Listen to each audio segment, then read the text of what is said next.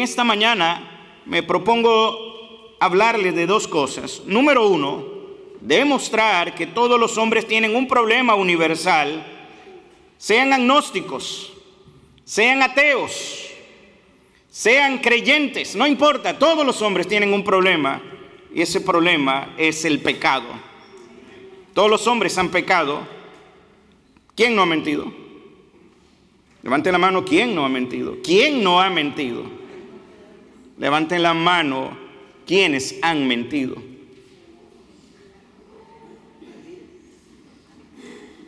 Entonces, por ahí ya estará entendiendo que usted no es bueno. Si hemos mentido, ¿qué somos? No, somos mentirosos. Así que abróchese bien su cinturón en esta mañana, porque le voy a tratar en la medida de lo posible de mostrarle una radiografía de lo que usted es. Así que propongo demostrar que el hombre tiene un problema universal que lo envuelve en la maldad y que ya lo tiene sentenciado a muerte y a una condenación segura. Y número dos, me propongo demostrar que no hay ningún esfuerzo humano que usted pueda hacer para rescatar su propia vida. Lo único que es suficiente y que usted no necesita que hacer nada es que la gracia de Dios se derrame sobre su vida para rescatarlo, para redimirlo y sacarlo de la maldad y de esa muerte espiritual y condenación eterna que le espera. Así que permítame leer la palabra del Señor ahí en pantalla. Efesios capítulo 2. Vamos a estar leyendo los versos del 1 al 9 y vamos a observar lo que las Escrituras nos enseñan. Observe Efesios capítulo 2, verso del 1 al 9. El texto dice lo siguiente: y Él os dio a vosotros, cuando estabais muertos en vuestros delitos y pecados. ¿Qué cosa? En los cuales, dice Pablo, anduvisteis en otro tiempo siguiendo la corriente de este mundo, conforme al príncipe de la potestad del aire, que ahora opera en los hijos de desobediencia. Verso 3. Entre los cuales también todos nosotros vivimos en otro tiempo en los deseos de nuestra carne, haciendo la voluntad de la carne y de los pensamientos, y éramos por naturaleza hijos de ira, lo mismo que los demás. Pero, dice el verso 4, Dios, que es rico en misericordia, por su gran amor con que nos amó, aun estando nosotros muertos en pecado, nos dio vida juntamente con Cristo. Por gracia sois salvos, y juntamente con Él nos resucitó, y asimismo nos hizo sentar en los lugares celestiales con Cristo Jesús, para mostrar en los siglos venideros las abundantes riquezas de su gracia en su bondad para con nosotros en Cristo Jesús. Verso 8, porque por gracia sois salvos, por medio de la fe, y esto no de vosotros, pues es don de Dios. Verso 9, para que nadie, absolutamente nadie, se pueda gloriar en esta salvación, no por obras, para que nadie se gloríe. Inclina tu rostro, por favor. Amado Dios, en esta hora yo te imploro, mi Señor, que tú añadas a la iglesia a los que han de ser salvos, y que tu palabra, Señor, exhorte, edifique y consuele, y que ella nos muestre el camino de la redención. Que tu Espíritu Santo hoy, Señor, glorifique al Hijo a través de su palabra, y que el Hijo al Padre y el Padre al Hijo y al Espíritu. Y que hoy, Señor, en este día podamos sentir tu presencia en medio de nosotros, que a pesar, Señor, de ser pecadores, hubo alguien que murió por mí para darme vida y vida en abundancia. Alguien que ha escrito mi nombre en el libro de la vida. Alguien que me ha hecho una nueva criatura, y ese es Jesucristo, y a su nombre sea toda la gloria, la honra y el honor por los siglos de los siglos. Gracias por este día. Bendícenos en el nombre de Jesús. Amén y amén. Pueden tomar su lugar. Me gustaría empezar hablando de el statu quo o la realidad actual en la que viven todos los hombres de todas las razas y de todas las naciones. Y una vez más, me gustaría que ahora observemos los primeros 3 versículos del pasaje que leímos. Efesios 2, 1, 2 y 3. El texto dice: y Él os dio vida a vosotros cuando estabais muertos en vuestros delitos y pecados. El texto luego dice: en los cuales anduvisteis en otro tiempo, siguiendo la corriente de este mundo, conforme al príncipe de la potestad del aire, el espíritu que ahora opera en los hijos de desobediencia, entre los cuales también todos nosotros vivimos en otro tiempo, en los deseos de la carne, haciendo la voluntad de la carne y de los pensamientos, y éramos por naturaleza hijos de la ira de Dios, lo mismo que los demás. Hay un problema con la humanidad. La humanidad se queja de que Dios no es bueno. De hecho, hay algunos que se han atrevido a culpar a Dios por causa de la maldad. Sin embargo, para nosotros poder realmente conocer la infinidad de la bondad de Dios, deberíamos primero, antes de culpar a Dios, mirar quiénes somos nosotros en realidad y cuál es nuestra condición delante de Dios. El hombre culpa a Dios, le achaca todos los problemas a Dios, pero el hombre no se examina a sí mismo para ver qué tan bueno es el hombre y qué tanto puede señalar a Dios. El hombre señala a Dios, pero el hombre no se da cuenta de que el hombre es perverso porque miente, porque roba, porque hace cosas que no deberían de ocurrir. Los hombres, y muchos quizás en este lugar sentado, ocultamente ven pornografía, ocultamente engañan, ocultamente hacen muchas cosas, pero culpan a Dios de todo lo que está pasando, como si Dios fuera el responsable. Antes de señalar a Dios y cuestionar a Dios, deberíamos de examinarnos a nosotros mismos y vernos si realmente nosotros somos tan buenos como parecemos. Algunos, y esta frase trillada que me gusta repetir, son tan santos que terminan siendo muy sospechosos.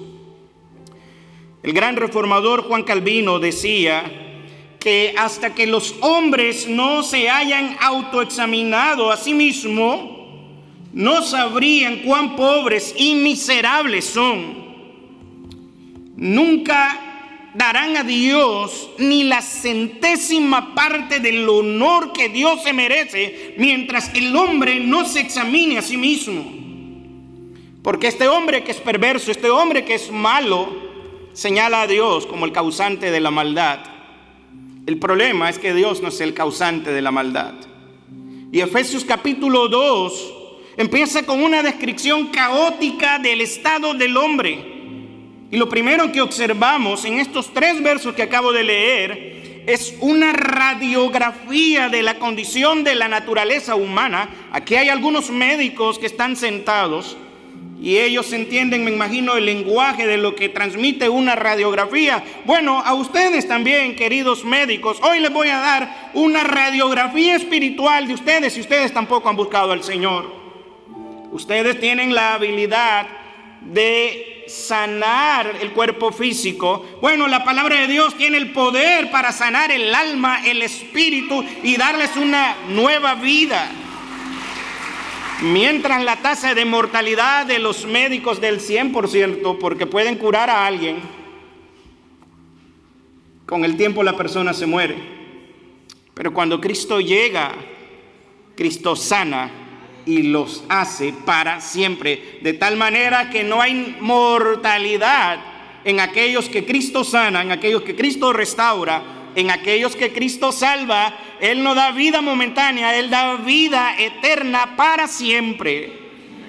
Pero para llegar ahí tenemos que ver cuál es la condición en la que el hombre se encuentra.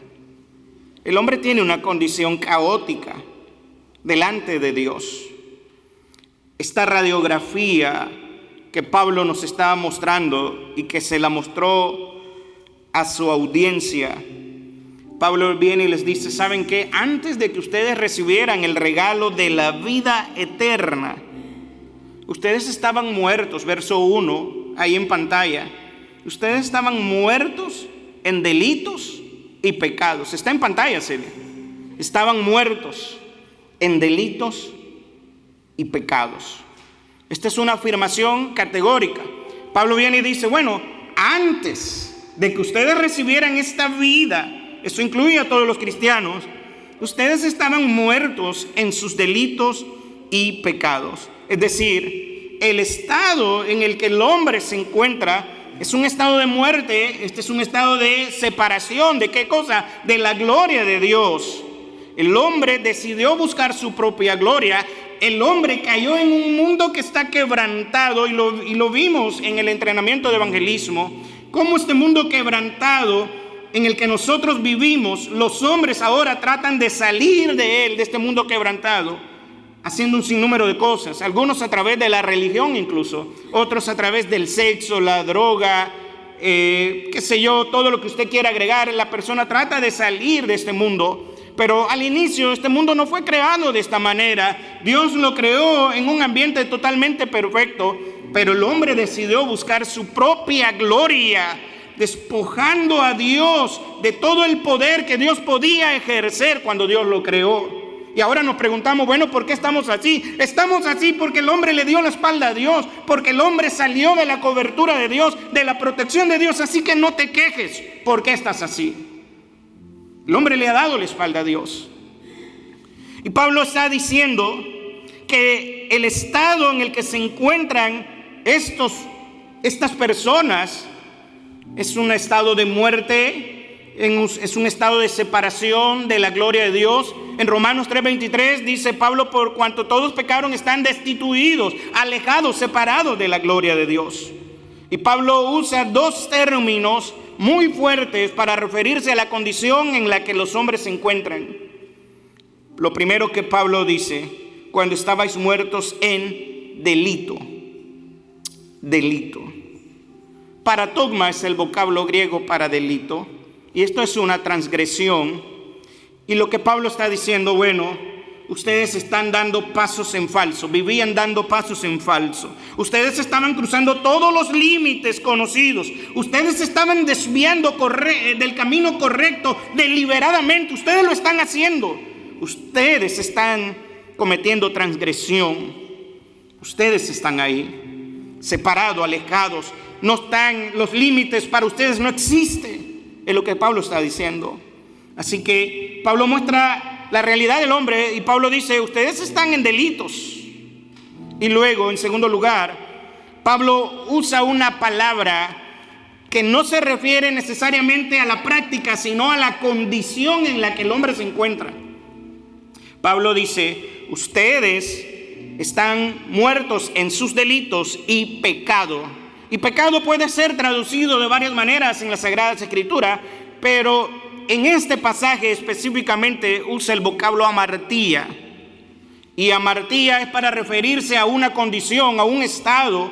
Y esto significa que el hombre no alcanza la medida de Dios. El hombre no da en el blanco de Dios. Por mucho que el hombre se esfuerce en hacer cosas, el hombre no puede alcanzar la medida de Dios, porque Dios es perfecto mientras nosotros somos imperfectos. Dios es infinito mientras nosotros somos finitos. El hombre no puede alcanzar la grandeza de Dios. No eres Dios, solo hay un Dios sentado en su trono de gloria, gobernando sobre todo lo que existe. Dios es Dios, Señor de señores y Rey de reyes. No hay otro Dios. El hombre se quiere comparar con Dios, pero no puede. Tu pensamiento es finito, es limitado, tu espacio, tu tiempo, tu materia. Dios ha existido desde la eternidad hasta la eternidad. El hombre no alcanza la medida de Dios, no da en el blanco de Dios. Vive dando pasos en falso, se aleja constantemente de Dios. Y sin lugar a duda, estos versículos parecen darnos una descripción demoledora de la condición del hombre sin Dios. El gran teólogo John Stott dice que cuando Pablo habla de esto en Efesios, no está dando un retrato de una tribu particularmente decadente en algún segmento degradado de la sociedad. Pablo no está refiriéndose a aquellos que están en aquellos lugares inhóspitos. No. Pablo está haciendo referencia a la condición general de todos los humanos. No es solamente una referencia al paganismo corrupto de sus días, sino que lo que Pablo está presentando es un diagnóstico bíblico del ser humano caído que vive en una sociedad caída en todas partes de un mundo caído. Eso es lo que Pablo está diciendo. Pablo afirma categóricamente y dice que el hombre sin Cristo está muerto en sus delitos y pecados. Y quizás dice, pastor, estoy respirando. Estás muerto, tu alma está muerta, tu espíritu está muerto, estás separado de Dios, por lo tanto estás muerto. Estás respirando, pero estás muerto. Este diagnóstico es terrible y debido a que el hombre está muerto y esta es la condición del hombre, el hombre sigue la corriente de este mundo. Es decir, siguen las creencias, los valores y la moral de un mundo que está caído. Pablo afirmó que los hombres siguen la corriente de este mundo, que está conforme al poder del maligno. Este es un poder que opera, dice Pablo, en los hijos de desobediencia. Mira el verso 2. Pablo dice, en los cuales anduvisteis en otro tiempo. Esta es una referencia a aquellos creyentes que andaban y tenían esta condición, pero que ahora tienen vida en Cristo Jesús. Pablo le dice, ustedes anduvieron en otro tiempo de este mismo modo como están hoy los caídos. ¿Haciendo qué? Siguiendo la corriente de este mundo. ¿Qué implica la corriente de este mundo? Esta corriente de este mundo está conforme al príncipe de la potestad del aire. El príncipe de la potestad del aire no es otro más que Satanás, el espíritu que ahora opera en los hijos de desobediencia. Pablo le está diciendo que los hombres sin Cristo a su audiencia vivían en pecado, al igual que el resto de la gente, obedeciendo al diablo, quien es el líder de los poderes del mundo invisible, quien es el que actúa en el corazón de aquellos que se niegan a obedecer a Dios. Pablo los llama hijos de desobediencia y más adelante van a ver que los llama hijos de maldad.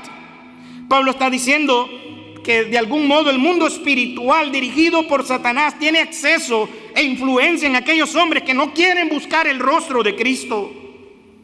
Todos nosotros estábamos así antes de conocer a Jesús. Obedecíamos a la ley del pecado, obedecíamos la corriente de este mundo. Satanás ejercía influencia sobre nosotros sin nosotros darnos cuenta. Y en el verso 3, Pablo mismo se incluye como parte de aquellos que habían estado viviendo en otro tiempo en los deseos de la carne, haciendo la voluntad de la carne y de los pensamientos desenfrenados de la carne. Y Pablo dice que por naturaleza él y los demás eran hijos de ira. Ahora, esto es terrible. Verso 3, mire lo que dice, entre los cuales también todos nosotros vivimos en otro tiempo. ¿En qué vivíamos? En los deseos de la carne. A la carne le gusta satisfacer la carne. Los que han vivido y le han dado rienda suelta a la carne saben que se disfruta por un momento la carne, pero después esta carne trae destrucción, trae aflicción, trae pena, trae angustia. Y Pablo dice, en otro tiempo en los deseos de nuestra carne, haciendo la voluntad de la carne y de los pensamientos, y éramos por naturaleza hijo de ira, lo mismo que lo demás. Y quiero hacer una corrección teológica aquí, porque hay algunos creyentes incluso que no han entendido que no todos somos hijos de Dios. Alguien dirá, ¿cómo que no todos somos hijos de Dios? No. Pablo dice que aquellos que no son hijos de Dios son hijos de desobediencia y por ende son hijos de ¿qué cosa? Hijos de la naturaleza de la ira. Es decir, los hombres que no viven en comunión con Dios, que no tienen a Cristo en su vida, no son hijos de Dios, sino son hijos de la ira. Y Juan, en Juan capítulo 3, verso 36, dice que la ira de Dios está sobre aquellos que se niegan a creer en Jesucristo. El verso 16 del capítulo 3 de Juan dice: porque de tal manera amó Dios al mundo que ha dado su Hijo unigénito para que todo aquel que en él cree no se pierda, mas tenga vida eterna. Esta es la esperanza de un Dios que viene a buscar a aquellos que se habían perdido, que están muertos en una condición de pecado. Pero ahí mismo en el capítulo 3, ahora en el verso 36, dice que aquellos que no creen ya están condenados y que la ira de Dios está sobre ellos. Entonces el hombre tiene un problema bien serio. El hombre vive en una condición de muerte. El hombre vive cometiendo maldad tras maldad. El hombre vive en pecado. El hombre vive destituido de la gloria de Dios. Y la Biblia dice que por causa de esto el hombre es hijo de desobediencia y que por naturaleza es hijo de ira. Wow. Pablo lo que nos está diciendo es que el hombre ya viene con un problema de fábrica, porque nace bajo esta condición, bajo esta naturaleza. Y el problema del hombre es que nace en pecado. Y como nace en pecado, vive en pecado. Observe que cuando los que somos papás, a mi hijo yo no tengo que andarle enseñando a que se porte mal. Se porta mal por sí solo. Yo le tengo que enseñarle a que se porte bien. Y mire que es un desafío enseñarle a que se porte bien. Porque por naturaleza ya viene con un defecto de fábrica. Y es la maldad en él. Y esa maldad necesita ser redimida. A veces nosotros pensamos que nuestros hijos son buenos. No, señores. Nuestros hijos también nacen en esa condición. Por eso es que la salvación es personal. Nuestros niños necesitan conocer que Jesucristo es el Señor para la remisión de sus pecados. No hay tal cosa de niño bueno. Y si no hay niño bueno, ¿cuánto más un hombre de 20, de 30, de 40, de 50 años? El hombre nace en pecado, vive en el pecado, busca satisfacer los deseos de la carne, quiere hacer la voluntad de la carne. Aún sus pensamientos, lo que tiene en la mente, está deliberadamente contraria a la voluntad de Dios. Y es interesante que Pablo está afirmando que el hombre no se convierte en un muerto espiritual. Por si acaso hay alguno que piensa que se convierte en un muerto, así como se convierte en un vivo. No. Usted no se convierte en un muerto espiritual. Usted cuando estaba sin Cristo ya era un muerto espiritual. ¿Sí me sigue? No es que se convirtió cuando tuvo cierta edad en un muerto espiritual. No es que cuando llegó a los 5 años se convirtió en un muerto espiritual. No, ya era un muerto espiritual. Lo único que se refleja cuando llega a los 5 y 6 años, que se empiezan a ver esas travesuras que son maldades y es pecado, es simplemente un reflejo de esa naturaleza con la que ya venimos. No hay más. Así que el hombre no se convierte en un muerto espiritual a causa de los pecados que comete, sino que está muerto espiritualmente porque es por naturaleza pecaminoso y por ende entonces es hijo de ira. Si su naturaleza es de pecado, tiene que ser hijo de ira. El hombre no es pecador porque peca. No, pecamos porque somos pecadores. Repito, el hombre no es pecador porque peca.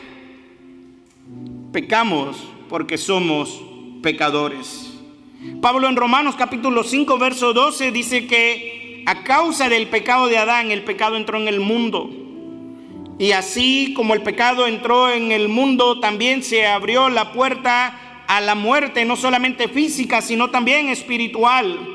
Y tristemente, aunque no estábamos allá en el Edén, la muerte pasó a todos los hombres por cuanto todos pecaron, dice el apóstol Pablo. Así que el pecado y la muerte pasaron a ser una característica universal de la raza humana.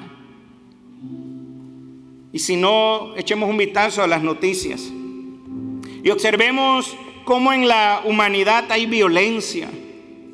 ¿Dónde está Dios? Bueno, Dios ha estado siempre en el mismo lugar, pero el hombre le dio la espalda y cayó en este estado de corrupción. Hay violencia en el mundo, hay deshonestidad, hay promiscuidad sexual, hay luchas de clases, hay racismo, hay desintegración de la familia, hay droga, hay alcohol, hay guerra, hay crímenes, hay secuestros.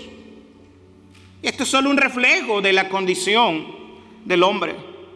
Y algunos dirán, bueno, yo no hago nada de esas cosas. Es que no tienes que hacer esas cosas para estar muerto. Ya tu condición es de muerto. Y ese es el problema. Debido a esto no somos capaces de manejar nuestra propia vida. Mucho menos somos capaces de crear una sociedad justa, libre de maldad. Es interesante, pero las personas votan por un candidato a la presidencia porque creen que este candidato a la presidencia va a sacarnos a flote y nos va a dar una vida mejor. No, señores, mientras el problema del pecado siga vigente, no habrá nada, ni nadie ni nada que pueda erradicar la maldad de este mundo. El único que lo va a hacer, el único que realmente va a venir y va a instaurar un reino glorioso de igualdad, de justicia, es el Rey de gloria, es Jesucristo cuando Él vuelva con poder. El hombre no es capaz de manejar su propia vida y nos vivimos metiendo en problemas a cada rato. No somos capaces de crear nada. Simplemente el hombre es un hijo de desobediencia. El hombre está gobernado por el príncipe de la potestad del aire. Y Pablo dice, en quien opera el espíritu, este espíritu opera en los hijos de desobediencia. El profeta Isaías describió también la condición del hombre unos 700 años antes que Pablo. Y describió a la sociedad israelitas. Y Pablo le dijo, ustedes son gente pecadora. Están cargados de maldad. Los llamó generación de malignos, hijos depravados, que no solo dejaron a Dios, sino que lo provocan a ira. El problema del hombre no es que se aparta de Dios, sino que es insistentemente el hombre busca cómo seguir provocando a este Dios que es todopoderoso. Quiere seguir midiéndose con Dios. Isaías dice, el hombre está infectado por el pecado. Afirmó que las personas procedían de mala estirpe, ya que son una generación de malignos. Pablo dice que hijos de la ira de Dios. Isaías los describe como malhechores. Y la connotación es que pareciera decir que aún la sangre está contaminada. Por eso es que necesitamos una sangre limpia, pura, que nos regenere. Por eso es el derramamiento de sangre de Cristo en la cruz del Calvario, para purificar todo nuestro ser. Así que Isaías, Pablo en Romanos 3 dice, el hombre es depravado. No solamente el hombre es corrupto, sino que también es un corruptor, es un propagador de la corrupción, que también infecta a otros. El problema de los hombres es que ellos abandonan a Dios, desprecian a Dios, le dan la espalda a Dios. Y este desprecio es un desprecio provocativo, deliberado y con mala intención contra la persona más santa, más pura, más sublime y más santa que puede existir en el universo. El hombre deliberadamente, con ese desprecio provocativo, se atreve a querer enfrentarse al Creador de los cielos y de la tierra. Date cuenta que los cielos cuentan la gloria de Él. No hay ningún ser, ni en este mundo, ni en el venidero, ni en el pasado, ni en el físico, ni en el espiritual, que le pueda hacer frente a Jehová de los ejércitos. Él es el Rey, Él es el Señor. No hay manera. El hombre le da la espalda, actúa con ese desprecio, lo irrita a Dios. Y yo me imagino a Dios viendo de su trono: este pobre miserable, ¿dónde estabas tú cuando Él hizo los cielos y la tierra? Un desprecio provocativo, deliberado, que irrita a Dios. Y siguen empecinados en seguir poniendo por obra esto. Es terrible. La situación del hombre es caótica, miserable, es desventurado. Tiene una bancarrota espiritual, es tan pobre que no se ha dado cuenta. El doctor Miguel Núñez dice que todas las facultades del hombre están teñidas por el pecado. Su mente, su corazón, sus emociones, su voluntad, todas las obras de los hombres están teñidas por la maldad en el interior de sus corazones. La mente ha quedado entenebrecida. El corazón se volvió de piedra. Usted ha visto personas que se le habla y se le habla y se le habla y no quiere. Corazón de piedra. Eso no es corazón de humano. La voluntad está esclavizada al pecado. ¿En qué encuentra más deleite? En las parrandas, en los vicios, en esto y lo otro. Esa es una voluntad esclavizada. El hombre tiene una situación caótica. Esto nos debería de poner alerta. Deberíamos de estar, aquellos sobre todo que no tienen al Señor, deberían de sentir angustia. Deberían de caminar con miedo. Pero a pesar de todo esto, hay esperanza. Hay esperanza a la destrucción de tu vida, a tu muerte y a tu condenación.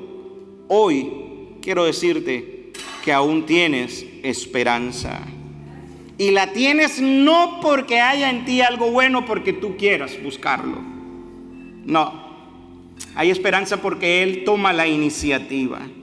Porque Él quiere derramar algo que tú no mereces, que se llama gracia. Él quiere hacerlo. Y yo no entiendo a este Dios. Si yo fuera Dios, ya hubiera exterminado unos cuantos. Pero no soy Dios. Bendito Dios que no soy Dios, ni tampoco ninguno de ustedes. Porque cuando alguien se empeña en señalar, acusar, despreciar a Dios, como este Dios, a pesar de todo lo que yo hago en contra de Él, este Dios se atreve a amarme de una manera tan grande e indescriptible que las personas no pueden entender. Este amor es tan grande sobre esta gente cargada de maldad, esta generación de perversos. Él ama de tal manera que envió a su propio Hijo a morir por mí. ¿Quién puede hacer esto? ¿Qué clase de Dios es el que habita en el universo que hace esto? ¿Quién es este Dios? En Efesios capítulo 2, en el verso 4 ahora, Pablo cambia radicalmente del profundo pesimismo al más alto optimismo. Observe lo que dice verso 4. Pero Dios, que es rico en misericordia, por su gran amor con que nos amó. Eso no está ahí por estar ese pero. Ese pero es un cambio de una realidad caótica a una realidad futura con esperanza, una realidad que ahora ya no es de muerte, sino de vida y vida en abundancia. Ahora ya no es una condición de condenación, sino de justificación. Y Pablo dice, pero Dios, y cuando yo leo esto, bendito Dios, que Pablo escribió ese pero Dios, que es rico en misericordia. Este pero abre una esperanza para el hombre caído, corrupto, para el hombre perverso. Pablo dice, pero Dios. Estas dos palabras nos muestran que Dios es quien tuvo la iniciativa para suministrar el poder para la salvación de todos los seres humanos. Pero Dios, no yo, ningún ser humano, es Dios, pero Dios que es rico en misericordia. No es que tiene un poquito de misericordia, no, Él es rico en misericordia. ¿Y sabes qué cosa es la misericordia? Bueno, la misericordia es el acto de Dios de no pagarnos conforme a nuestras rebeliones. Esas son las misericordias de Dios, que por cierto se renuevan cada mañana. Si hoy estamos vivos es porque su misericordia se ha renovado en esta mañana y no nos ha pagado conforme a todo lo que hemos hecho. Hace un tiempo atrás, Ruthie me decía y ejemplificó el tema de la misericordia. Y ella decía, escuché a un predicador que hablaba acerca de la misericordia y de la gracia. Y ella me contaba que este predicador decía, la misericordia es algo así como esto. Imagina que vas en un carro por una zona escolar. La zona escolar dice que es a 30 millas por hora, pero tú vas a 60 y de pronto hay un policía por ahí. El policía tiene que aplicar la justicia. El policía debería de llevarte preso. El policía te detiene y te dice, ¿sabes qué? Vas a exceso de velocidad. La ley dice que te debo retirar el carro, te debo de poner un ticket muy alto y además de esto te debería de llevar preso. Pero el policía dice, pero hoy amanecí de buenas y hoy quiero derramar un poquito de esta misericordia. Y en vez de poner el castigo, el policía dice, ¿sabes qué? Te perdono. Sé que violaste la ley, sé que deberías de ir preso, sé que deberías de hacer estas cosas, pero te perdono. Eso es misericordia. Y la gracia, usando el mismo ejemplo, sería algo así. El policía no solamente dice, ¿sabes qué? Te perdono la deuda, todo lo que tú tenías que pagar, piensa en una cifra de unos $2,000 por esa infracción de tránsito. Tú tenías que pagar esos $2,000, pero yo te lo perdono. Pero ahora, como amanecí lleno de gracia, ahora yo te doy esos $2,000. Es algo que no mereces. La gracia es algo que no merezco, que Dios me da. La salvación es un regalo de Dios. Es su gracia derramada sobre mí. No la merezco porque soy malo, soy vil pecador. Pero su gracia hace el efecto de sacarme de las tinieblas a su luz admirable. Bendita gracia de Dios. Ahora, la razón por la que Dios decidió salvarnos no radica en nosotros, radica en su benevolencia, en su misericordia, en lo que hay en su ser. Y esta benevolencia se extiende a causa de su gran amor con que nos amó. Nos amó aún estando en rebelión contra Él. Nos amó aún cuando nuestra condición es de muerte. Pablo dice que a pesar de ello, a pesar de la muerte, a pesar de nuestros delitos y pecados, Él nos dio vida juntamente con Cristo. Y es solamente a causa de Cristo que somos salvos. Por eso es que la salvación es por gracia, porque no hay nada en nosotros que nos haga merecer esta gracia. Pablo dice, aún estando nosotros muertos en pecado, nos dio vida juntamente con Cristo. Por gracia soy salvo. Esta gracia y este amor se extendió sin reservas, con los brazos abiertos de parte de Dios. En aquella cruz yo lo tendría que que decir de esta manera, literalmente, no en un sentido figurado. Es una expresión de su gracia, de Cristo en la cruz, abriendo sus brazos. Eso no fue a propósito de morir así. El estar así es una implicación de que extendió sin reserva, abrió sus brazos a todos los seres humanos viles, llenos de pecado, rebeldes, depravados, apáticos, condenados. Él en aquella cruz, con sus brazos colgados, les estaba ofreciendo la redención de sus vidas, les estaba ofreciendo la salvación gratuita con su sangre preciosa. Sus brazos se abrieron para abrazar a la humanidad. Y lo lindo de esta gracia es que la gracia trae beneficios. En el verso 5 dice: y aún estando nosotros muertos en pecado, nos dio vida juntamente con Cristo. Verso 6: y juntamente con Él nos resucitó. Primer beneficio. Así como hay varios tipos de muerte, la muerte física, la muerte espiritual, la muerte segunda, también yo diría hay una especie de dos resurrecciones. La primera, la resurrección del espíritu de muerte a vida. Él nos dio vida. Y la segunda es la resurrección gloriosa, cuando Él aparezca en un abrir y cerrar de ojos. Los muertos en Cristo resucitarán primero en un cuerpo glorificado. Así que hay beneficios. Nos resucita. Es interesante que Pablo da como un hecho ya el que asimismo nos hizo sentar en los lugares celestiales con Cristo Jesús, para mostrar, dice el verso 7, en los siglos venideros las abundantes riquezas de su gloria, en su bondad para con nosotros en Cristo Jesús. Hay beneficios de Dios al derramar su gracia. Nos resucita, nos hace sentar en lugares celestiales, para que nosotros de este modo podamos mostrar en los siglos venideros las abundantes riquezas de su gracia en su bondad para con nosotros en Cristo Jesús. Así que a pesar de la condición caótica del hombre y del problema del hombre, la salvación nos ha llegado a través de un acto de bondad de Dios. Y esta salvación es por gracia. Pablo dice en el verso 4, por gracia soy salvo. En el verso 8 vuelve a repetir la misma expresión, por gracia soy salvo.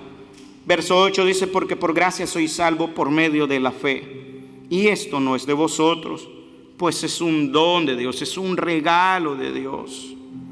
Pablo enfatiza que es por medio de la fe.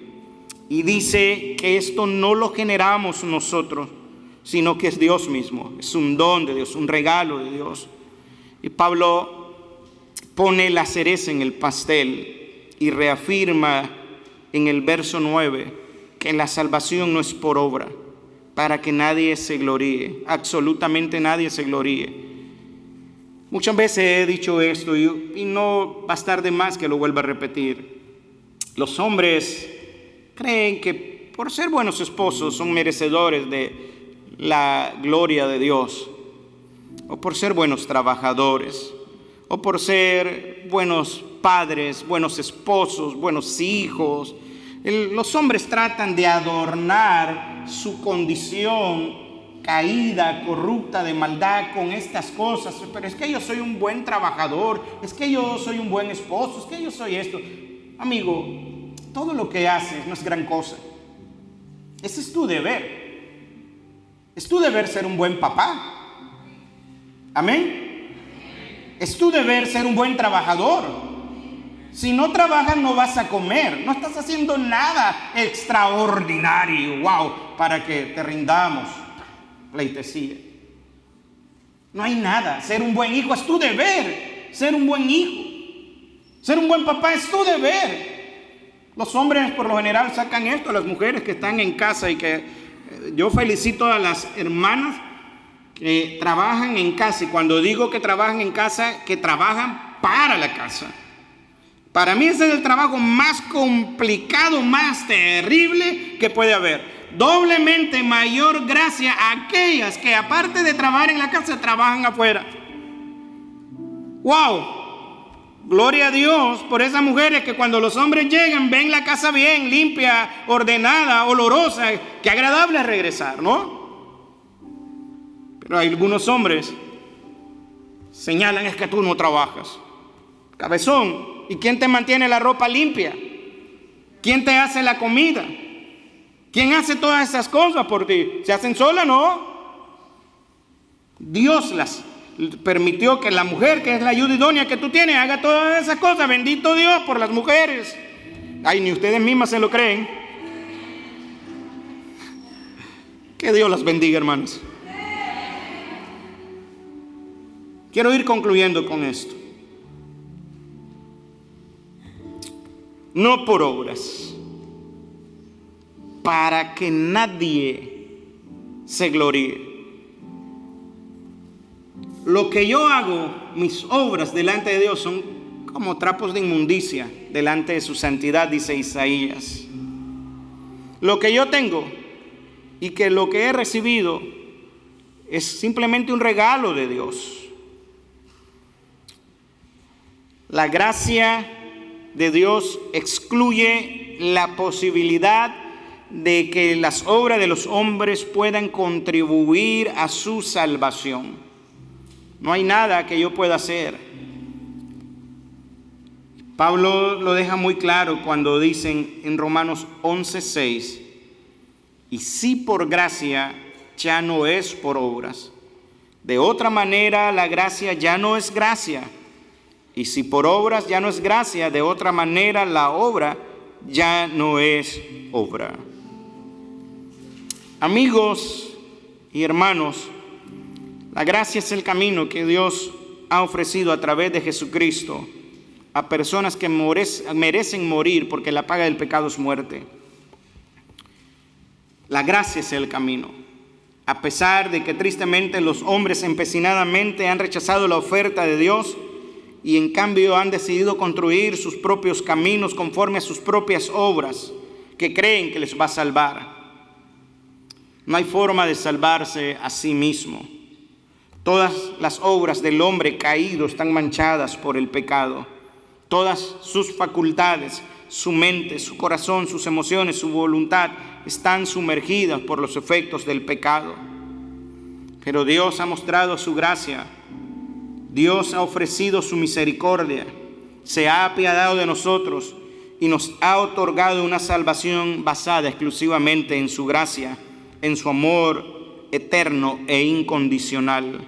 Su gracia es el principio operativo para redimirnos de nuestra maldad, de la muerte y de nuestra condenación. Su gracia también no solamente nos salva de la ira de Dios, también su gracia nos ayuda a vivir en momentos difíciles. El apóstol Pablo, estando en un momento muy duro de su vida, le pide a Dios, le ruega a Dios que le quite eso que está viviendo. Y el Señor le responde, le dice a Pablo: bástate mi gracia, Pablito, porque mi poder se perfecciona en la debilidad. Bástate de mi gracia, le dijo el Señor, porque en medio de tu debilidad mi poder se está perfeccionando. Esta es la gracia que nos llega a aquellos que pueden estar afligidos. Y Pablo dice: bueno, de buena gana me gloriaré por esta gracia en mis debilidades, para que en esta debilidad, en donde su gracia se derrame, repose sobre mí el amor y el poder de Cristo Jesús. Y en Corintios Pablo dice: pero por la gracia de Dios soy lo que soy. Usted y yo somos lo que somos por la gracia de Dios, y su gracia no ha sido en vano para conmigo. A Timoteo Pablo le dijo: pero la gracia de nuestro Señor fue más abundante con la fe y el amor que es en Cristo Jesús. Y finalmente el escritor a los Hebreos dice: acerquémonos, acérquense al trono de la gracia. Acerquémonos, dice el escritor a los Hebreos, confiadamente al trono de la gracia, para alcanzar misericordia y hallar gracia para el oportuno socorro. Eso dice Hebreos 4:16. El llamado de Dios es constantemente acercarse a Él. En la única manera en la que puedes experimentar la gracia de Dios. Cierra tus ojos. Quiero orar por ti. Y mientras oro, quisiera preguntarte si quisieras experimentar la gracia de Dios, teniendo en cuenta que es algo que no mereces y que solamente Él da en su soberanía a aquellos que creen en Él. Si hay alguien que quiere encontrarse con esa gracia o que está pasando por algún momento de dificultad, recuerda que su gracia es suficiente y su poder se perfecciona en tu debilidad. Si hay alguien en esta mañana que desea que oremos por él o por ella, yo le invito a que levante su mano ahí donde está. Si está pasando por alguna situación, Dios le bendiga. Dios te bendiga, Dios te bendiga, Dios te bendiga. Dios te bendiga. Dios te bendiga. Ustedes que levantaron la mano, por favor, colóquense de pie ahí donde están. Dios te bendiga. ¿Hay alguien más? Dios te bendiga. Dios te bendiga. Dios te bendiga. Quiero orar con ustedes, si me lo permiten. Quiero invitarlos aquí adelante conmigo. Solamente quiero orar con ustedes, por ustedes. Vengan acá, no se queden ahí, por favor. Gracias, que Dios los bendiga.